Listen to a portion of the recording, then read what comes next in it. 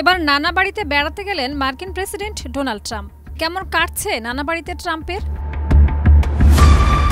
শুনতে অন্যরকম লাগলেও ট্রাম্প আর স্কটল্যান্ডের সম্পর্কটা একদম মা সন্তানের মতো। মাঝখানে শুধু গল্ফ কোর্স, বিতর্ক আর একটু গ্যালিক অ্যাকসেন্ট। ট্রাম্পের মা ম্যারি অ্যান ছোট্ট এক স্কটিশ দ্বীপ থেকে 18 বছর বয়সে আমেরিকায় পাড়ি জমালেন।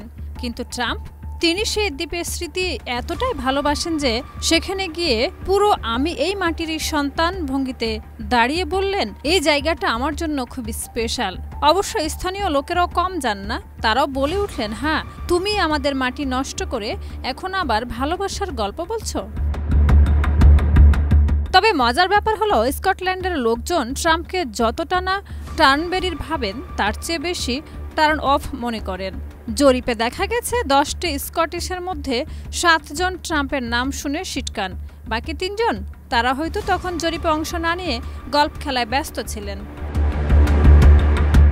সব মিলিয়ে বলা যায় ট্রাম্পের স্কটল্যান্ড সফর মানে এক ধরনের রোমান্টিক ট্র্যাজেডি। তিনি ভালোবাসেন স্কটল্যান্ডকে, স্কটল্যান্ড বলে ট্রাম্পের এত ভালোবাসা সহ্য হয় না তাদের।